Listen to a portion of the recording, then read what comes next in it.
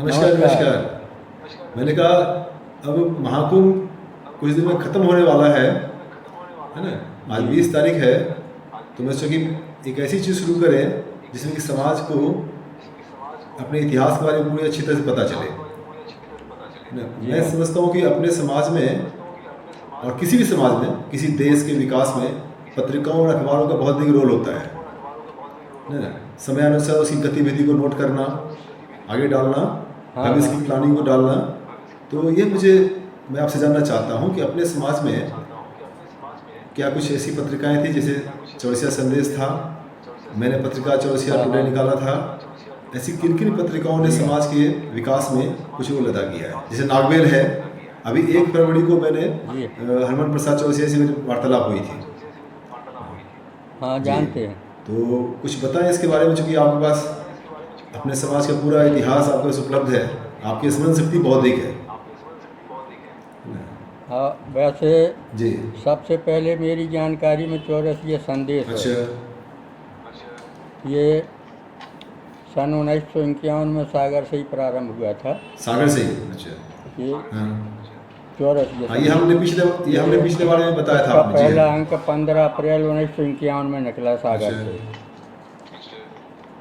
तो ये सागर से निकलता रहा। उसके बाद यहाँ के कुछ प्रबुद्ध लोग थे और वो जुड़े कलकत्ता से, तो कलकत्ता वालों ने वहाँ पर सम्मेलन किया और वहाँ से निकालने का उन्होंने आग्रह किया, तो कलकत्ता से कब प्रारंभ हुआ। कलकत्ता से कब प्रारंभ हुआ? ये कलकत्ता से प्रारंभ हुआ सन 1955 अच्छा। से। अच्छा। हाँ, 55 से ये प्रारंभ हुआ और 1978 तक वहाँ से निकलता रहा, लेकिन ये रेगुलर नहीं रह पाया नहीं, तो वहाँ पर। 1978 तक जो रहा, तो संपादक कौन थे वो? हाँ, उसके तो जहाँ तक है राम प्रकाश मधुर थे, अच्छा। और अभी उनका क्लियर हमें ध्यान नहीं आ रहा है, लेकिन ये वहाँ से निकलता रहा। उसके बाद जब वहाँ से रेगुलर नहीं चला, तो 1979 में महासभा का अधिवेशन हुआ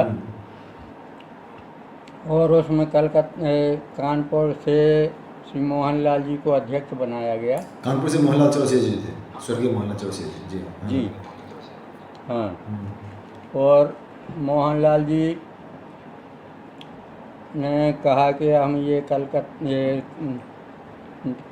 कानपुर से निकाल सकते हैं। वहाँ पे उनको एक सुविधा और मिल गई थी, वहाँ एक प्रिंटिंग प्रेस उनको दान में मिली अच्छा। थी। अच्छा। और मोहनलाल जी ने चौरसिया संदेश का प्रकाशन कानपुर से प्रारंभ किया। मुझे जहाँ तक पता है, और एक ये सेकंड, मुझे जहाँ तक पता है, अपने बरई संदेश भी पटना से कहीं से निकलता था, बरई संदेश। हाँ, निकला है वो, बाद में नहीं निकला नहीं है। नहीं, संदेश जो पहले है, यहाँ से निकलता रहा। सुनिए, 65-70 जी 65-70 के बीच में निकला है। उसके संपादक संभवतः यदुनंदन प्रसाद विद्यालंकार जी थे। और वहाँ तो वो महेंद्रू में चौरसिया महासभा के वो महामंत्री थे, वो भी उसमें निकालते रहे, कुछ उनने भी निकाला अच्छा। है। हाँ, लेकिन ये रेगुलर लंबे समय तक कहीं से नहीं रह पाया। क्यों नहीं निकल पाए? ये कानपुर से ज़रूर लंबे समय तक रहा, सन 85 तक वहाँ से निकलता अच्छा। रहा। और उसके बाद भी जो महासभा का अधिवेशन हुआ राजगढ़ बिहार में, पटना में, तो वहाँ राम नारायण जी दिल्ली वालों को अध्यक्ष बनाया गया अच्छा, था। रामनाथ चौरसिया जी। और ये भी निर्णय लिया गया कि अब चौरसिया संदेश का प्रकाशन कलकत्ता से किया जाए। कानपुर से मोहनलाल जी सहमत नहीं थे कि कलकत्ता से निकले, क्योंकि वो वहाँ से अच्छी तरह निकल रहा था, रेगुलर चल रहा था, लेकिन महासभा का निर्णय था, तो उसे कलकत्ता से प्रारंभ किया गया। तो कुछ समय तक मोहनलाल जी वहाँ से निकालते रहे, लेकिन जब महासभा वालों ने एतराज़ किया, तो मोहनलाल जी ने चौरसिया संदेश के स्थान पर सामाजिक कल्याण संदेश के नाम से प्रकाशन जारी रखा। अच्छा, बहुत अच्छा जी।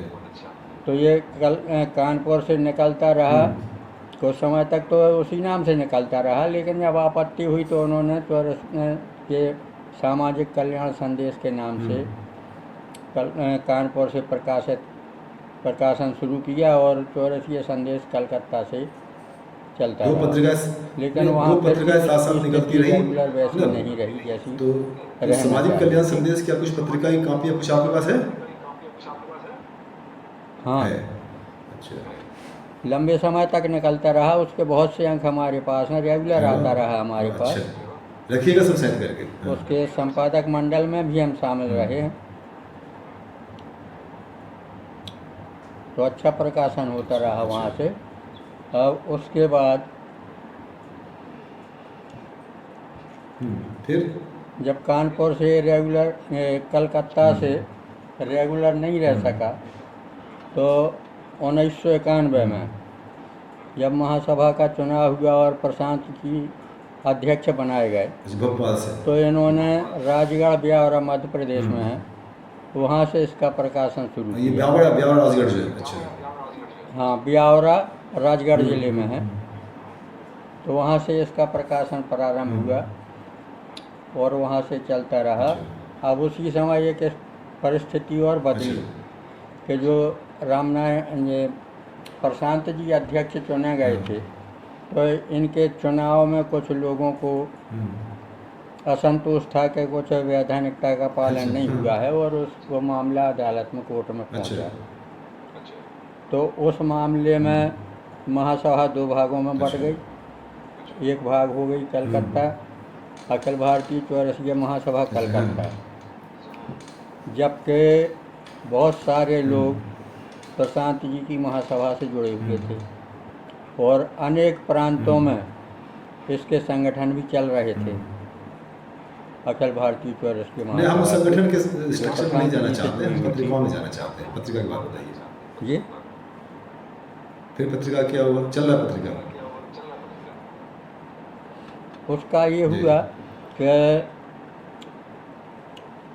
प्रशांत जी ने जो चौरसिया संदेश निकल रही थी, तो उसका नाम इस महासभा के कारण इसका नाम हो गया अखिल भारतीय आदर्श चौरसिया महासभा, और उसी के अंतर्गत अखिल भारतीय चौरसिया संदेश के नाम से प्रकाशन ब्यावरा राजगढ़ से प्रारंभ चलता हुआ। रहा। हाँ, तो ये इस प्रकार से प्रकाशन चलता रहा। अब वहाँ भी कुछ जो पत्रिका को निकालने वाले थे ज़्यादा सक्षम नहीं थे, उसमें डिस्टर्बेंस आया। ये बताइए 1992 से 1998 99 तक तो वहाँ से ये चलता बताइए रहा। राजगढ़ ब्यावरा से क्यों पत्रिका निकली? अखिल भारतीय चौरसिया संदेश के नाम। नहीं, क्यों राजगढ़ ब्यावरा से क्या निकला? ऐसा उस जगह का क्या महत्व था जिससे कि वहाँ निकलना शुरू हुआ? ऐसी क्या सुविधाएं थी वहाँ पर? ऐसी नहीं, वहाँ पर जो रामनारायण जी चौरसिया थे ब्यावरा में, उनका स्वयं का प्रिंटिंग प्रेस था, इसी कारण सुविधा जनक सारा काम होता। तो वो सुविधा हो मिल गई थी वहाँ पर, तो इसलिए वो वहाँ से निकालते गए। तो ये सुविधा मिल गई थी, तो 92 से 98 99 तक वो ब्यावरा से निकलता रहा।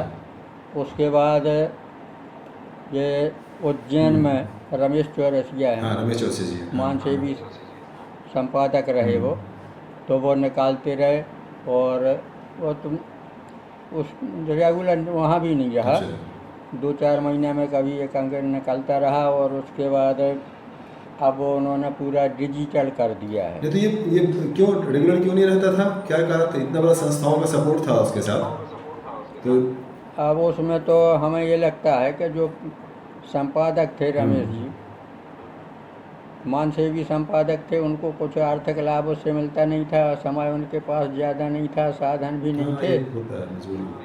हाँ, ये सारी समस्याएं रहीं उस समय। उसके बाद फिर कौन सी पत्रिका? एक तो नागवेल है। अब ये तो चौरसिया संदेश अखिल भारतीय वाला डिजिटल है, जैसा निकलता हो उसकी जानकारी हमें ज़्यादा नहीं है। हाँ, फिर ये एक नागवेल पत्रिका भी थी जो हनुमान प्रसाद चौरसिया से परसों मिल के आया था एक। और भी कई पत्रिकाएं निकलती रही हैं। तो